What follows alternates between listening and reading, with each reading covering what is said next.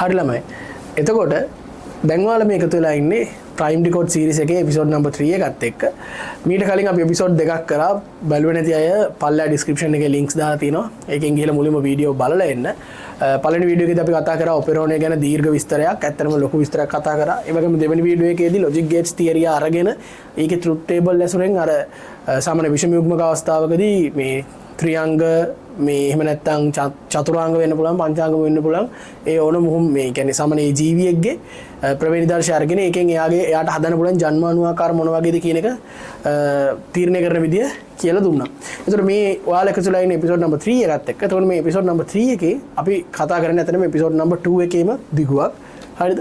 එතකොට මේ episode number 2 එකේ මේ 3 එකේදී අපි කතා කරන්නේ නැත්තරම අර එපිසෝඩ් නම්බර් 2 එකේ කතා කරපු ත්‍රිංග මුහුම අරගෙන හරි ඒ ත්‍රිංග මුහුම උදාහරණ විදිහට අරගෙන පනත් චතුරාස්‍රයක් ගොඩනගලා ඒ පනත් චතුරාස්‍රය ඇතුලෙන් පොඩි පොඩි කරුණු කාරණා ටිකක් ඔයාලට කියලා දෙන්න තමයි මේ එපිසෝඩ් නම්බර් 3 එකේදී අපි ලෑස්ති වෙලා ඉන්නේ. හරිද? එතකොට ඔයාලට මතක නම් අපි එපිසෝඩ් නම්බර් 3 එකේදී ගත්ත උදාහරණයක් වෙන මේ විදිහේ ජීවියෙක්ගේ ප්‍රවේණි දර්ශයක්. හරි ජීවියා කවුද කියන්නේ අපි දන්නේ නැහැ. නමුත් මේ විදිහේ ප්‍රවේණි දර්ශයක්. AABB මතකනේ මෙන්න මේ ප්‍රවේණි දර්ශය. අද අපි හදන්නේ ත්‍රිංග මුහුමක් කරන්න. ඒ ත්‍රිංග මුහුම කරන්නේ මේ වගේම තව කෙනෙක් එක්ක. හරි AABB GG TT පැහැදිලිද?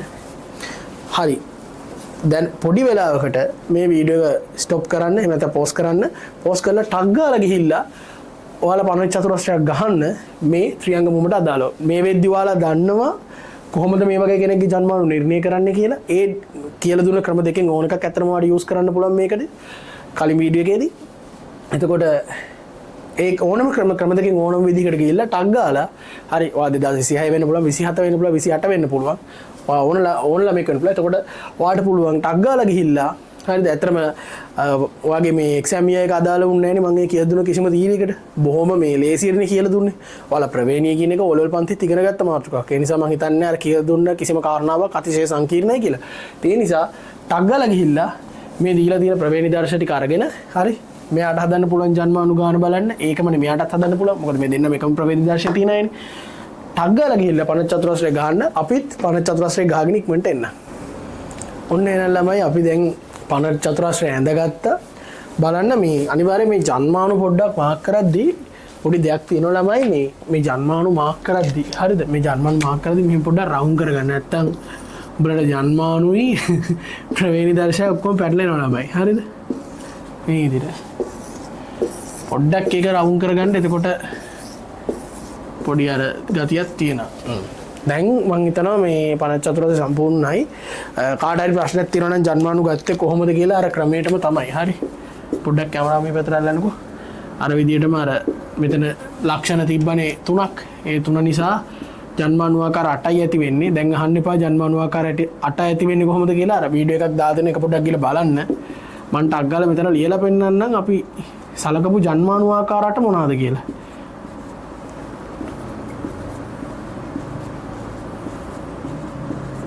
මෙන්න මේක තමයි අපි සලකපු ජන්මානු ආකාර 8. එතකොට ඒ පැත්තට 8යි හරි. මෙන්න මේ පැත්තට 8යි. මේ පැත්තට 8යි. හරිද? මේක ගන්නත් ලේසි ක්‍රමයක් තියෙනවා ළමයි. ඔයාලා සාමාන්‍යයෙන් ලියද්දි ඔයාලට පැටර්න් එක හවුවයි අතරම. ටික වෙලාවක් මේ සාමාන්‍ය දවස් දෙකක් මේක ප්‍රැක්ටිස් කරනකොට මේ වගුව පුරවන්න ඔයාලට පොඩි ක්‍රමයක් හවුවයි. මේ මෙතඩ් එක මේක ඉක්මනට පුරවන්නත් පුළුවන්. හරිද? එතකොට මේ කතාව තමයි මෙන්න මේක.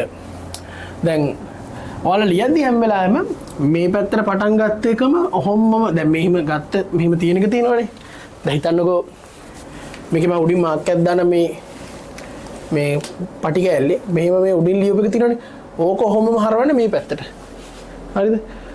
මේ පැත්තට තියෙන එක ඔහොමම කොපි පේස්ට් කරන්න මේ පැත්තට. එතකොට ඔයාලට ඉක්මනට මේකේ පැටර්න් එකක් එක්ක ලස්සනට ලියා ගන්න පුළුවන් මේ ජන්මානු මේ අන්තිමට එන අර ජනිතයන්ගේ මේ ප්‍රවේණි දර්ශ සෙට් එක. හරි. දැන් අපි බලමු. ඔන්න දැන් තමයි මම අර කියපු පොඩි පොයින්ට්ස් දෙක තුන මම කියන්න යන්නේ. හරිද?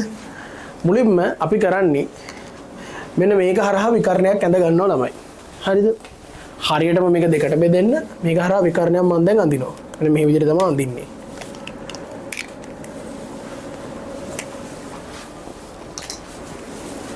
මෙන්න මේ විදිහට අඳිනවා. චුට්ටක් ඒක හරියට කරගන්න මේ අපිට නම් සමහරට හරියට බෙදෙයිද නැද්ද දන්නෙත් නෑ අපි මේ අර බෝඩ් එකකනේ යන්නේ ෂේප් එකේ බෙදන්න පුළුවන් හරි මෙන්න මේ විදිහට ෂේප් එකේ බෙදන්න පුළුවන් හරිද ෂේප් එකේ බෙදුවා බලන්න මේ අඳින එක ફોකස් කරලා තියන්න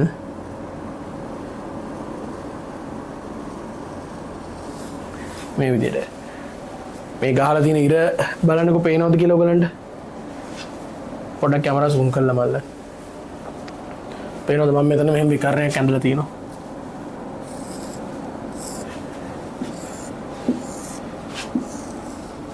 සාමාන්‍යයෙන් ළමයි මේක නිකන් අර මෙහෙම තිබ්බ කොලේ අර මෙහෙම අල්ලලා නැවුවා වගේ දැන් නේ දැන් මෙහෙම තියෙනවා කොලයක් ඒ කොලේ මෙහෙම අල්ලලා නවල වගේ දැන් මේ තියෙන්නේ හරිද දැන් බලන්න මේකේ ලස්සන කතාව ඔයා බලන්නකෝ මේ විකර්ණයේ දෙපැත්තේ ඉන්න මෙයයි මෙයයි ඒ දෙන්නගේ ප්‍රවේණි දර්ශ සමානයිනේ මෙයයි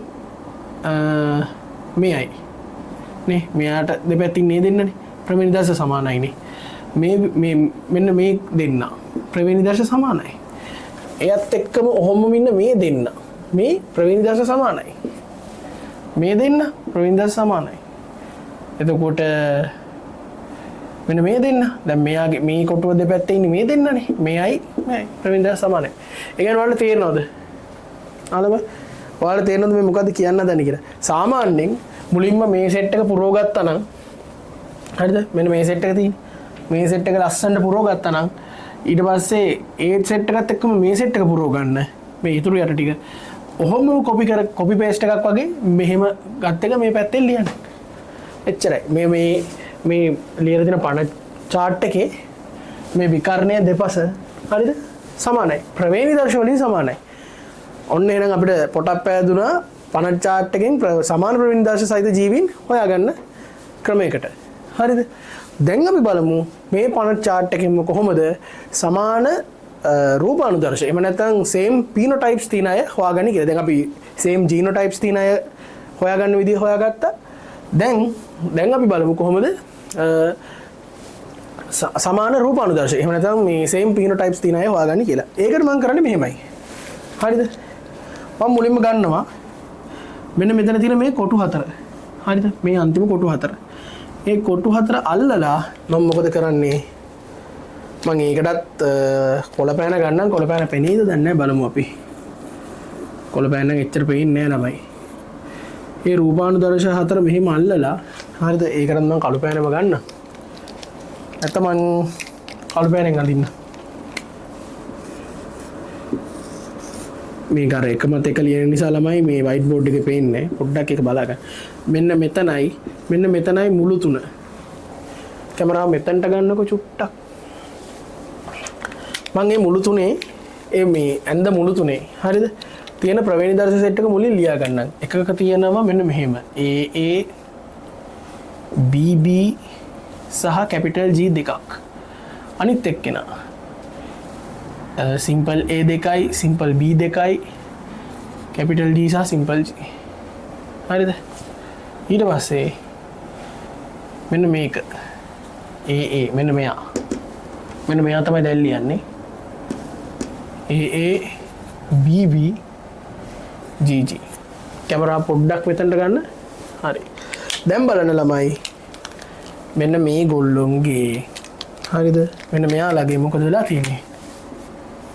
රූපානුදර්ශ සමානයි. වෙනස් ප්‍රවේණි දර්ශ වුණාට සමාන රූපානුදර්ශ. difference genotypes හැබැයි same phenotypes නේද? සමාන රූපානුදර්ශ තියෙන්නේ. ඒ වගේම දැන් මේක එතකොට යන්න ඕන තමයි මේ විදිහට. දැන් මෙතන මුලින්ම අපි මෙතනට ફોකස් කරන්න පුළුවන් චූට්ටක්. ආවයි ගන්න තියෙන. හරි. මුලින්ම කොටු 4ක් ගන්නවා. ඊට පස්සේ 16ක් ගන්නවා. sorry 9ක් ගන්නවා. 16ක් ගන්නවා. 25ක් ගන්නවා. 36 ගන්නවා. 49 ගන්නවා. අවසාන වශයෙන් 64 ගන්නවා. අර වර්ග සංඛ්‍යා සෙට් එක ඔය යන්නේ. හරිද? දැන් බලන්නකො මම තව එකක් කරලා පෙන්නන්න. මෙන්න මේ කොටු දැන් මේ කොටු 9 සලකන්නේ. හරි. මෙන්න මේ කොටු 9. මෙයා මේම මේ කොටු 9. එතකොට මොකද වෙන්නේ? හරිද? මම මේ කොටු 9 අල්ලලා මෙහෙම ත්‍රිකෝණයක් ගහනවා. මෙන්න මෙහෙම ත්‍රිකෝණයක්. මේ ත්‍රිකෝණයේ මුළු තුන ඉන්න ජනිතයන් 3 දෙනාගේ right ජනිතයන් 3 දෙනාගේ ගන්න රෝ මේ ජීනෝටයිප්ස් ටික මුලින්ම AA BB උඩම එකේ කෙරවල ඉන්න කෙනා. ඊට පස්සේ මේ පැත්තේ ඉන්න කෙනා ගත්තොත් AA BB GG ඊළඟට මෙන්න මේ යට ඉන්න කෙනා ගත්තොත් AA B GG බලන්නකෝ. එයාලගේ තර කතාවමනේ. වෙනස් ප්‍රවේණි දර්ශ සමාන රූපානුදර්ශ නේද? බලන්නකෝ ඒක ලස්සනට එන විදිය. ඉතින් ඔයාලා ඔය මොන විදිහෙන් ගියත් එකම කතාව තමයි ළමයි දැන් සෙට් වෙන්නේ. බලන්න මේ සෙට් එක අරගෙන ගියත් ඔහොම ත්‍රිකෝණයක් මේ සෙට් එක අරගෙන ගියත් මෙන්න මේ මුළු තුන මෙන්න මේ මුළු තුන ඔය විදිහට මෙහෙම මෙහෙම මෙහෙම මම දන්නේ හරියට ඉන්නේ ඇදෙනවද නැද්ද කියලා කොහොම හරි මේ මුදුන් කෙරවල වල ඉන්න 3 දෙනා මෙන්න මෙයා මෙයා ඒ හැම එකේම එතකොට මෙයායි ගත්තොත් මෙයා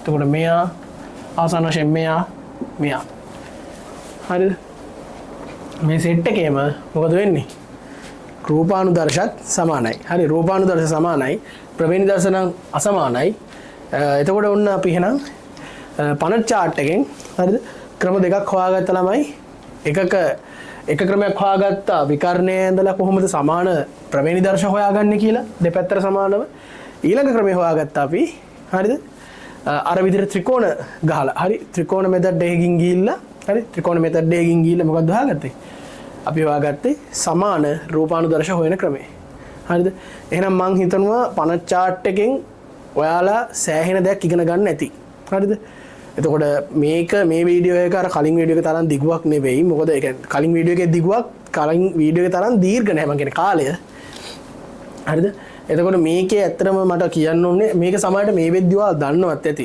සමහරවිට මේ 6 වෙනි පාඩම ඉගෙන ගත්ත ළමයෙක් නම් අනිවාර්යෙන් මේ වෙද්දී මේ කොටස දන්නවා ඇති නමුත් නොදන්න ළමයෙක් හිටියොත් කියලා තමයි මේ වීඩියෝ එකත් දැන් මේ අර විශේෂයෙන්ම 26 ළමයින්ට එක්සෑම් කටේ නිසා පොඩ්ඩක් මේව මතක් වෙන්නත් එක තමයි දැන් මේ මොකද මේවා හැමදාම වගේ එක්සෑම් එකට අහන දේවල් මේවා අහන්නේ නැහැ කියලා අපිට කීයටවත් කියන්න බෑ මොකද අපිට හරියටම ගෙසින් කියන දේවල් හරියටම දෙන්න බෑ ඉතින් ඒ නිසා තමයි මේ ප්‍රයිම් ඩිකෝඩ් සීරීස් එකේදී විශේෂම ටොපික්ස් 10ක් අපි අරගෙන එන්න තීරණය කරේ. නමුත් අපිට කාල වේලාව ඇති වුණොත් අතරම ටොපික්ස් 10කට වඩා අපි අරන් එන්න පුළුවන් තරම් උපරිම උත්සාහයක නිරත වෙනවා. ඉතින් මේක තමයි එහෙනම් ප්‍රයිම් ඩිකෝඩ් සීරීස් එකේ එපිසෝඩ් නම්බර් 3 එකේ සාරාංශය. එතකොට ඊළඟට අපි හම්බෙන්නේ ප්‍රයිම් ඩිකෝඩ් සීරීස් එකේ එපිසෝඩ් 4 එකෙන්. එතකන් එහෙනම් මේ කියපු දේවල් ටික පොඩ්ඩක් බලාගෙන රෙඩි වෙලා ඊළඟ එපිසෝඩ් එකත් එක්ක අපිත් එක්ක එකතු වෙන්න.